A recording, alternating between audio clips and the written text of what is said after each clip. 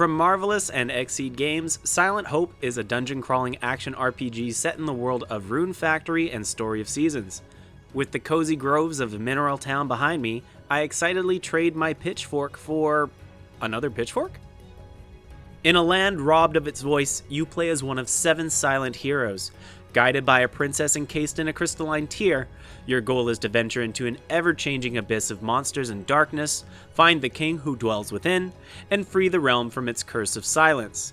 To do this, you'll need the help of your brothers and sisters in arms, as well as enough food to fill a banquet hall and recipes to fill an encyclopedia.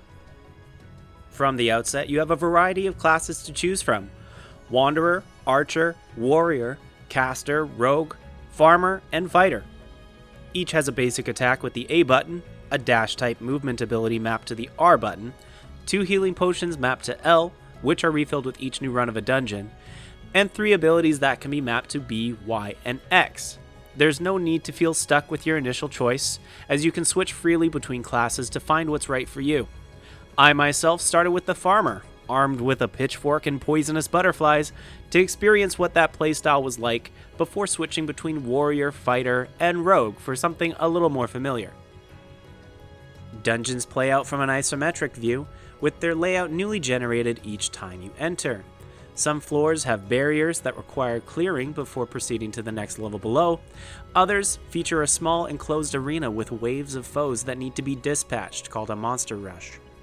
A number on the bottom right denotes what floor you're on and how many there are in total for that segment of the abyss. You'll also notice a few icons appearing on certain floors.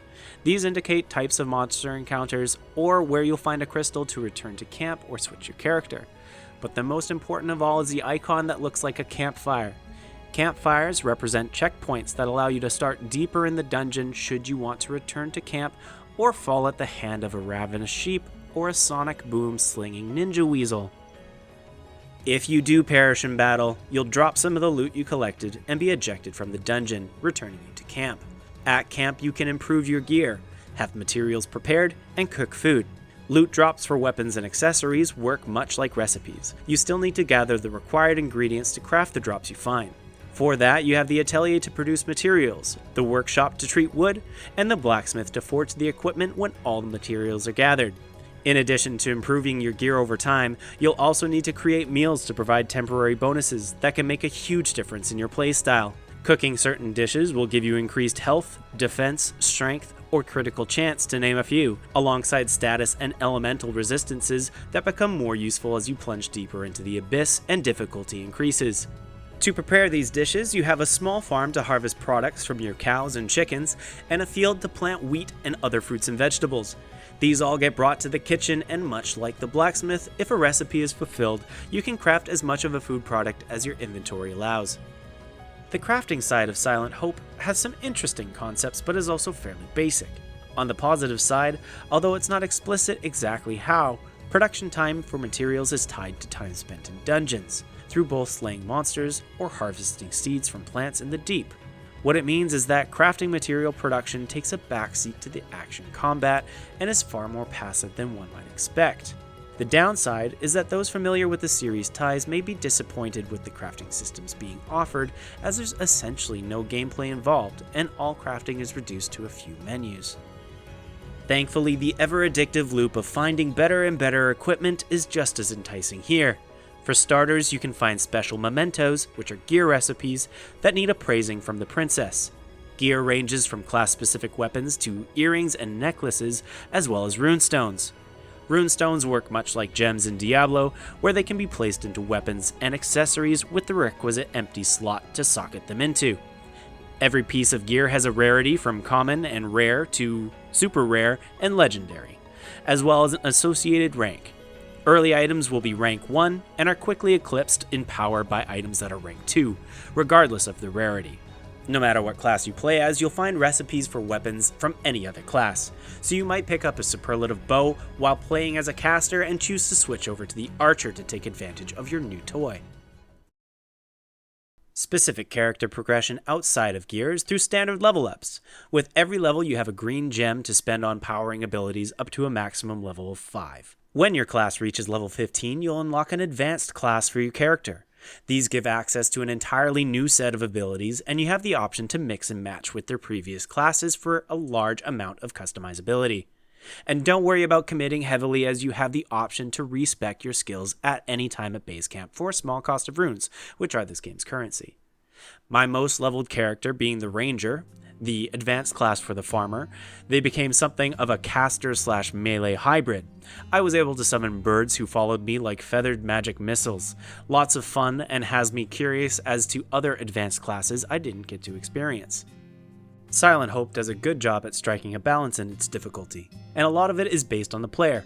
Sticking with one class will mean you have fewer leveled characters to swap to as you go deeper into dungeons, necessitating a return to camp when your hero is low on health. You can find corrupted princess statues on almost every floor, and these will give you a specific trial, such as kill 5 elite monsters before moving to the next stage, or clear the monster rush in under 60 seconds, just to name a few. You'll also find special doorways that lead to zones teeming with elite monsters and the promise of loot behind them. These are entirely optional, but do a great job at dangling the allure of more power should you have the skill to complete them. Speaking of challenges, Silent Hope has a built-in achievement/mission system that is constantly watching your progress. Hit certain milestones and you'll unlock a small reward. Something to note is that through these passively earned rewards, you'll unlock a rank 2 legendary weapon for most classes, allowing you to experiment with other characters even if you don't get the required loot drop. As you progress deeper into the abyss, you'll find glowing circles of light on the ground. The princess is reminded of events as you discover familiar locations to her, and standing in these circles will have her continue the tale of how the kingdom fell. Clearing a stage will reveal a stone tablet that has the written insights of the king as everything around him plunged into chaos. It's not a terribly complex story, but having both perspectives running concurrently was an entertaining, if light, storytelling experience. It's worth commenting on how well Silent Hope runs on the Switch. It is buttery smooth docked and in handheld mode. The chibi aesthetic clearly lends itself well to solid performance, but there can be moments with dozens of enemies on screen, and yet the game maintains a steady frame rate. On the audio side, while there's no background music that really stands out, the soundtrack fits the theme and was enjoyable to listen to. Something slightly more grating was the frequency of the princess's audio lines back at base camp. They're cute and do offer some interesting world and character building, but there's not enough unique lines of dialogue to match the frequency with which they're played, so you may be tempted to reduce the voice audio in settings early in your playthrough. Silent Hope offers a wonderful, if somewhat rudimentary ARPG experience, but there's plenty of room to improve if it ever gets a sequel. Tile sets, though random, begin looking very familiar after you've been through a few dozen floors, and the stages have different themes but play almost the exact same. While stage hazards attempt to mix up the gameplay, they just don't do enough to add the variety I had hoped for. The same can be said of enemies, many of whom are basically palette swaps. Bosses are the highlight, both cinematically and from a combat perspective. I just wish there was more of them. With hours of additional content post-credits thanks to an unlockable hard mode, much like its farming-focused cousins, Silent Hope finds its place in being video game comfort food that you can easily dive into at any time, and I'm definitely going back for seconds. Nintendo World Report gives Silent Hope a 7.5.